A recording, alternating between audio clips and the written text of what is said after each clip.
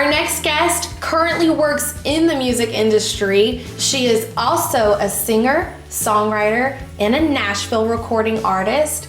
Please welcome Miss Torrey McDowell. Thank you, Hope. Thank you for being here. Yeah, thanks for having me. Most excited for you to be here and to talk all about you. So before we begin, how do we know each other?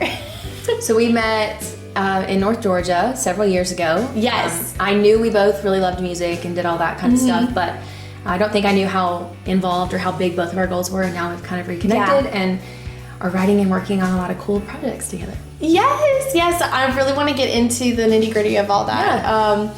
But before then, how did you get into music? Like, I know it's a huge passion of yours, and so when did that all begin? I mean, I've been singing in choirs since I was in 5th grade. We had to audition to be in the elite 5th grade choir, Miss Crumley's class. And I auditioned, and I thought, this is it. This is my moment. I'm about to be famous. Obviously, yeah. So I did that, and then I was singing chorus through middle school and high school, and I was in a vocal scholarship in college and sang in some choirs and went on tours with them and all that stuff. So it's been a ride. A long time. A long time. I love it though, and you've accomplished so much. I know you have been doing so much in this past year, 2021, to gear up for this brand new year, 2022. So I really want to talk about what you plan on doing for this new year, because it's our New Year episode. Yeah, so for 2021, my priorities were to get to Nashville, start writing with more people, get more networking opportunities, perform in as many writers' rounds as I can. Yeah. And I'll just continue to build on that in the new year. But excitingly, of course, again, with some of the projects we're working on, I'll be releasing music for the first time in 2022, probably February, March is what we're shooting for our first single release. And I'm just really excited about that. We found a really awesome producer that I love, and he completely understands our vision and supports our ideas, and I think it's good. I think we're a good collaborative group and can give each other feedback and take it and work with it. Who's in your collaborative group? So right now, like I mentioned, Hope and I are writing. I'm working on I made it. projects together. My producer is Christian Harger, and he is also a native of Nashville currently.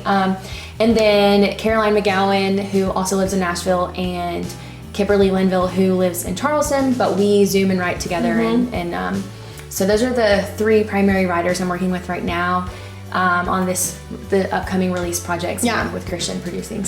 So pretty much that means that Torrey's project is huge, and it's gonna make a lot of noise, and I'm just so proud of you. I just feel like watching your journey, you are so brave. You literally moved to Nashville to pursue this, and you're making it happen for yourself. It's really, you're doing it.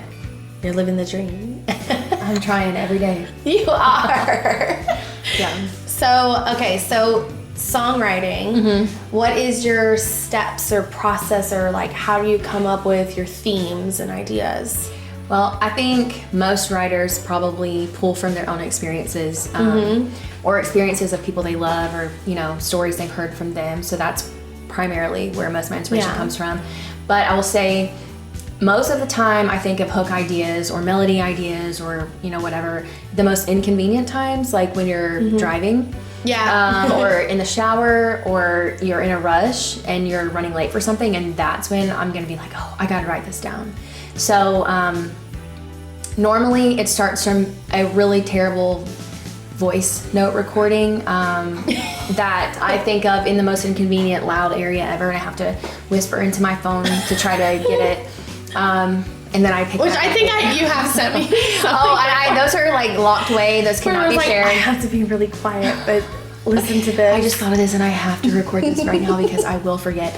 Yeah, so that tends to be. I've sent some where you can like hear toilets flushing in the background or whatever, because if you write, or you, even if it's not music, but anything artsy, like creative, it comes in the most random moments. Yeah, you can't necessarily control when the inspiration comes. So when it does come, you have to get it then, or you're gonna lose it. It's gonna be gone. So you do what you have to do, I guess. Oh my gosh.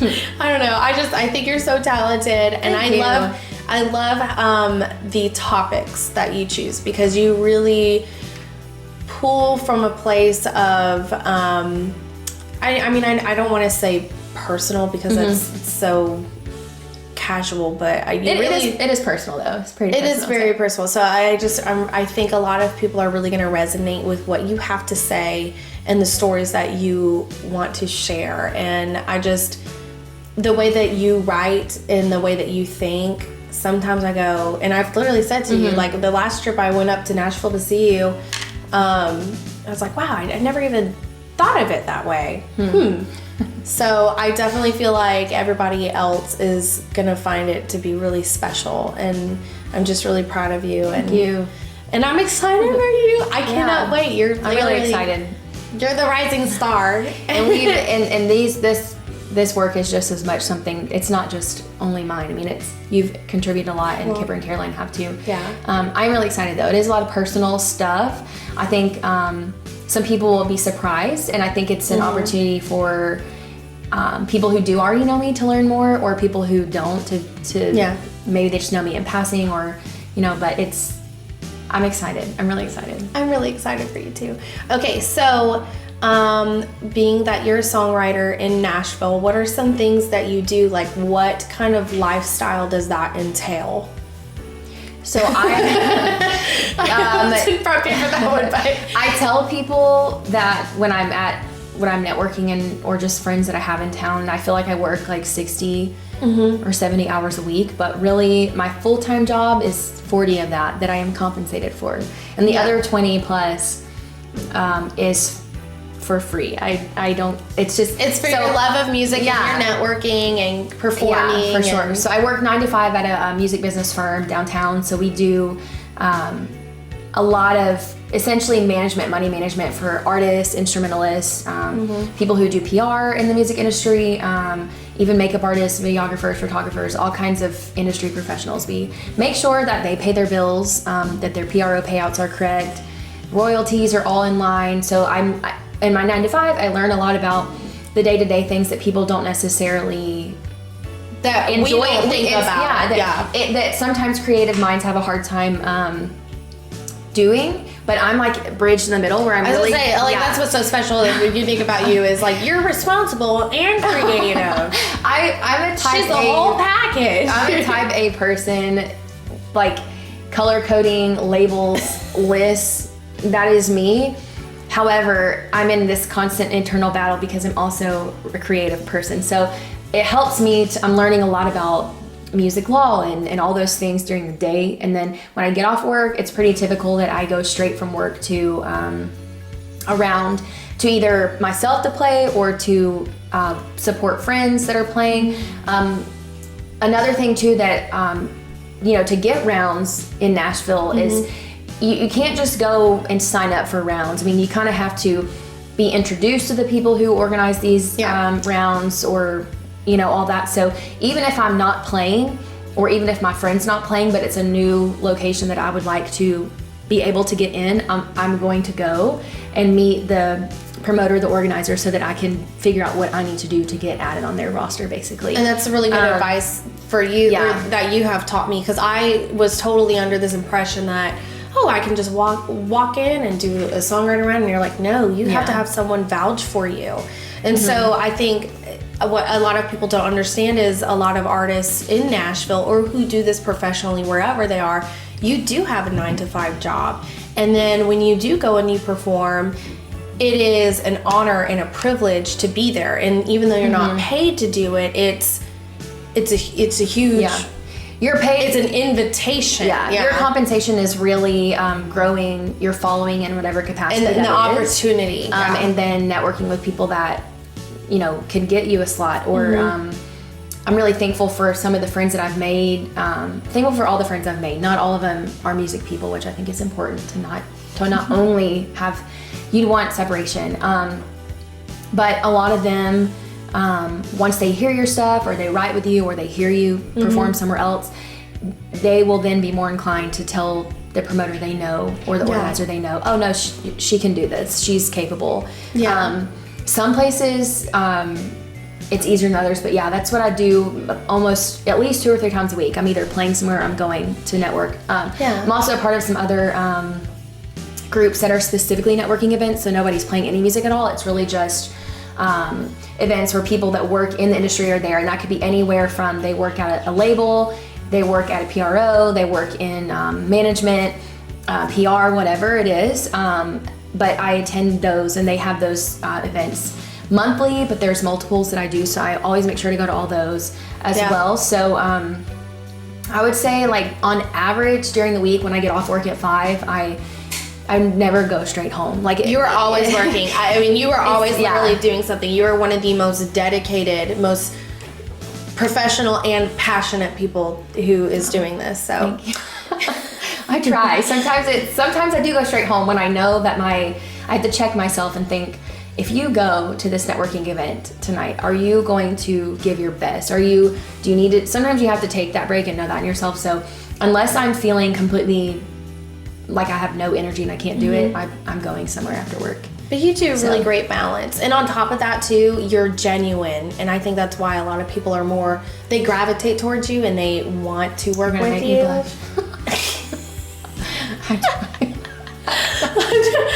Compliment. I'm just here to compliment you, Torrey. Yeah, keep them coming. But I'm serious. Like, I really do. And it's really inspiring to me to watch from the outside looking in, and the opportunity you have gifted me and allowing me to come and be a part of your journey and to watch a lot of the behind the scenes that you're doing, since you are working with professionals in the industry. So being able to watch you do that, and then on top of, I don't know, it's just, you've done an incredible job in just a short amount of time too. At that, let me add, it's not like you've been living there 10 months. Yeah, you just, you're like, I'm gonna go, I'm gonna accomplish this, and you are, and you have. So thank you. Yeah. Is there, I mean, you are a wealth of knowledge, and you're a resource of advice. So is there anything in particular that you would want up and coming artists to know, or people who are singers, songwriters, something very specific that we could take away from your experience so far? Oh man, I could. I know you could. I could talk about this a lot. And Torrey is one of those people, mind you, hold on. You are one of those people that if you were to reach out to this girl, she will give you her time and be as honest and helpful in as much as possible. So I will say, from a creative side, if you live in a music city, or you want to pursue music or whatever it is, you will experience feeling like you are inadequate, and that's probably in any industry ever in the world, period. Like, you will always at some point compare, or you'll hear someone sing something a certain way or phrase something a certain way, or have a range that you don't have, or have the capability of playing. I play the guitar, but I love piano. So if you play piano, I already think you're better than me. 99, I mean, seriously, it happens all the time. It's like the catch-22, like where you're comparing yourself. So I think what I have learned in going to so many writers rounds is that I would go and I'd hear people and I would be like, holy cow, like, how is this person not, everybody needs to hear what they're saying, what they're singing. It's really unique. I love when people push boundaries personally. Like, I think that I also, again, I could harp on this forever. Hope's right. You can reach out and I'll answer questions or whatever. But the industry is changing a lot, and music is changing a lot, and genres are there's a lot of blurred lines, which some people don't like, but I think that's a great thing, because it just means people can collaborate more together, and there's a new, it can be more open-minded to what people are saying and all those things. But I had a realization when I was sitting at Bobby's Idol Hour, a little hole in the wall, and a great music. I would tell you, Nashville is full of hole in the walls, and that's good, because they keep it's like they're keeping that memory alive, because so many great people have performed there. And I'm sitting in there and I'm listening to Shelley Fairchild and Helene and some other people play and perform, and I'm like, oh my gosh, these people, I cried every single song in that entire hour and a half that I was in there. Every song was absolutely incredible, from the melody, the lyrics, instrumentation, the emotion the performers had. I mean, every single thing was incredible. And I finally had a moment, and that's why I think this is the most important advice I could give, and what I remind myself is, yes, we all want to have this opportunity if we're artists and we're writing, that people sing our music, right? Or that our music is heard by masses in some capacity. But the reality is that if you think the best music is on the radio right now, is on Spotify, Apple Music, Pandora, whatever, you haven't gone out to enough places, because being in Nashville and getting to hear such solid quality music any day that you want, any time, is just, it alters your brain to think like, don't ever stop creating, and don't ever try to think, okay, I need to do this because I heard someone else do it and I like it better. It's just, everyone has their own style, and you should spend more time developing who you are, what message you want to convey, and how you want people to perceive you. Spend a lot of time on that. Consider what your morals are, what messages you want people to hear that you're giving. And just know that in the world that we live in today, people are held accountable, as they should, in my opinion. And so know those things, pay attention to those things, and just remind yourself that, everyone's not going to have a #1 hit on the radio. They just won't, but that doesn't mean you can't have a successful career. Or that your time will come years from now. I mean, they call Nashville a 10-year town for a reason. It takes time. So there's so many good people in the town. Quality so many good people. And it's like, if you really think the best music is what you can turn the radio on and hear, you're so mistaken. Because the people that I've heard people, and I have seen many people with deals perform live, and some of them could not hold a candle to the people that I hear play in these little tiny hole-in-the-wall bars. Yeah. And that's not to take away from those on the radio. I think there's just so much talent in music and so much spectrum and room that it's very covered and saturated in people, but there's space for everyone. You can't compare yourself. Yeah. And it's so stereotypical, but just be yourself. But really and truly, my mentor, Steven, even said to me, he's like, you don't always have to do the most popular thing. Yeah. There is an audience and community of people out there who appreciate good music that isn't necessarily on the radio. So truly, you need to just create what's in your heart to create. And it doesn't matter if it is going to be on the radio or whatever. It may or may not. You need to create what you're set out to create in that moment. That way it's authentic. Because it's going to be the most authentic version of who you are as an artist, and people will appreciate that versus, you beating yourself down because you don't sound like whatever is. And another thing, a lot of people will say, I've even had publishers, say this before to me, that if you're trying to write what's on the radio now, by the time your music does get a chance to be heard or get picked up or you get a cut, it's like out of style. Exactly. So if you're trying to do now, you're already behind anyways. So just write what you want to write, sing how you want to sing, and be, it is cheesy, but saying be yourself is much deeper than just being confident in who you are. I think it is really important to take the time to just literally write out who you want to be. And it takes time to develop and curate your own personal sound and what you really truly like. You also have to push yourself too. So if you're constantly comparing yourself or trying to mimic somebody else's style, it may be a great blueprint to start with, but you need to really truly be true to what you're set out to do in your heart. So that's really great advice. Definitely. Wonderful advice, actually. Yeah. So from a business perspective, my advice would be, do not perform anything unless you have registered this on your PRO. If you don't know what a PRO is essentially how BMI or ASCAP would be who you'd be with in America anyway. If you have questions about that, literally, I would be so more than happy to try my best to answer your questions. And you said, and what was really good, I did not realize you could reach out to BMI or ASCAP, and so they will walk you through it too. Yeah, you can have reps through them that will help you. Some people in the industry will gatekeep a lot of information. Yes, I talk a lot about that. I don't see any reason for that. I don't know everything, but I know a decent amount about publishing and the laws behind that. So always register your stuff. Always make sure you have a conversation with people that you're writing with.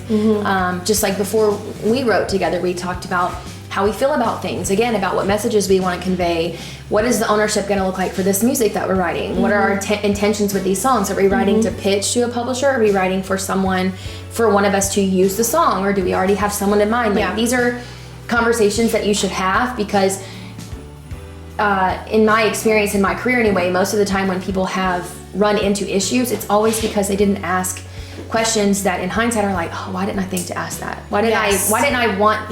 Nobody, I mean, we all are creators. We want to create music more than we want to talk about ownership. The business side. But it is so important to do that before you get so deep into it, and then you end up getting screwed over. You have to, I mean, you have to talk me through that, because I have had, experiences in this past year alone where I have felt like, oh man, I really missed it. I should have asked that question.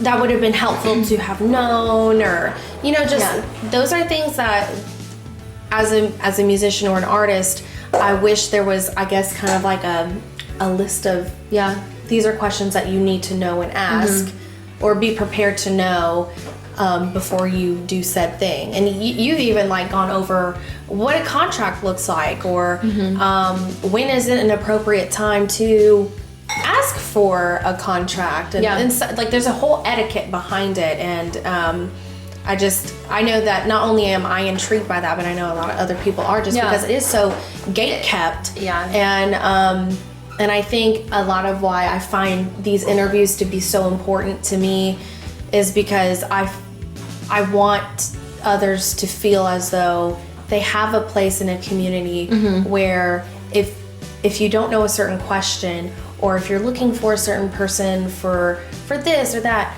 you have resources, and it's okay. You're not alone in figuring this whole thing out, because we're all trying to figure it out. And if we help each other, what better way to create community and to create buzz around your projects than to just be nice and help each other, and not gatekeep, because I think that's just so important to know. So you have just a wealth of knowledge, and I thank you for that. I thank you for sharing what you have learned and what you know to not only myself but to others, because you do continue to share that with a mass of people who message you all the time. Like every single week, you're always helping somebody, and that speaks a lot about your character.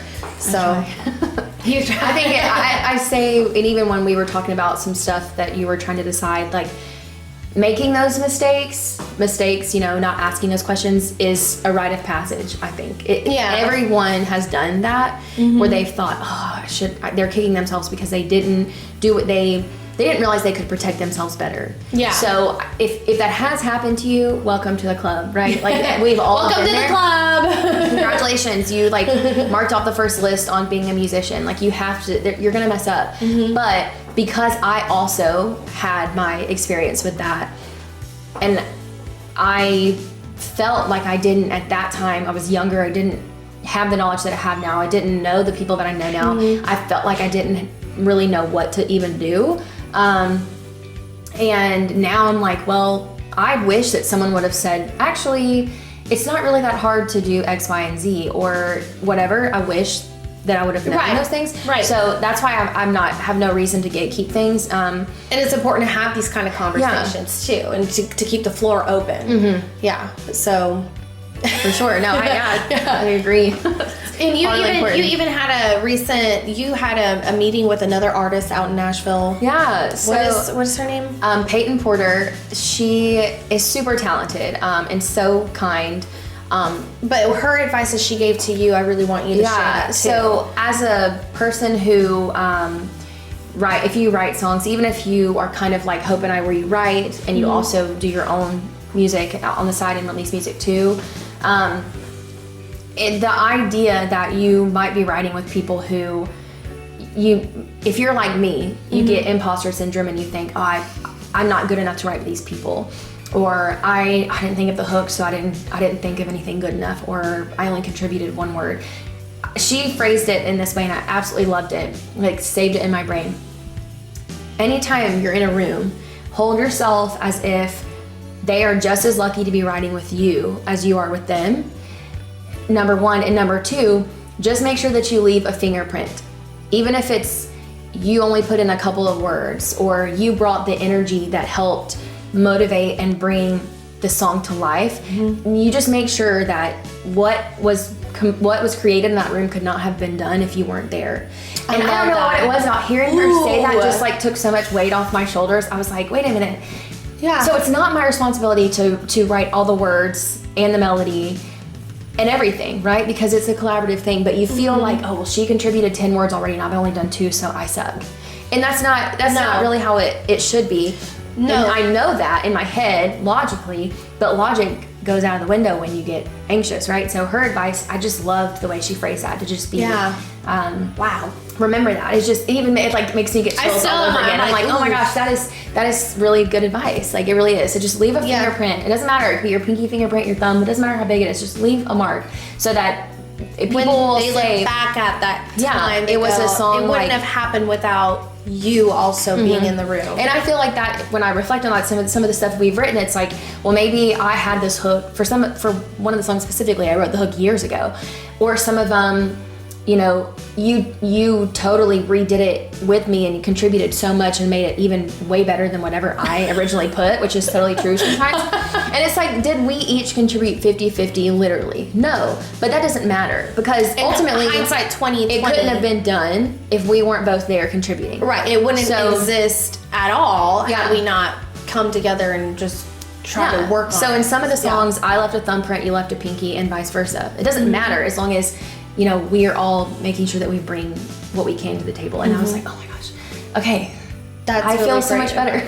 And then the other advice that she shared with you, you shared it with me as well, as just reach out to people. Yes, I was going to say that. Yeah. So, just was really encouraging about, you know, because I had messaged her on Instagram, which, you know, I feel like we all, everyone knows one how of to the greatest do that now. ways to find people and to reach out. That's how I've gotten a lot of different, I mean, even us seeing each other doing music, we're like, hey, you know what, we need to buddy up. Hey, like, I didn't know that. That's literally how we got together anyway the first time. But yeah, it's just like, shoot your shot, ask people for coffee, whatever. The worst thing they can do is say no. But the best thing that they could say is yes. Yes. And if they say yes, then like, hell yeah, like you go, you come prepared, you buy their coffee, because that's what you should do. Show your appreciation and gratitude for their time. Thank them. You make sure you have done your due diligence and researched their career, know big projects they've done, their accomplishments, because people like to be reminded of that, but also it's good. It shows that you have initiative and you did your research and you're not just showing up like, help me become insert whatever. Like, you have to put forth more effort than they will to get yourself where you want to go anyway. So always do your research and ask people. And if they say yes, like, that's so awesome. You will definitely walk away with some nugget of information. Even if it's not what you thought you would go with or get out of that, you will get something that you didn't have. So I love that. I've got like, I've been sending out messages and doing my research, and I'm like always reading up about people and reading their biographies and all these things. So I'm ready.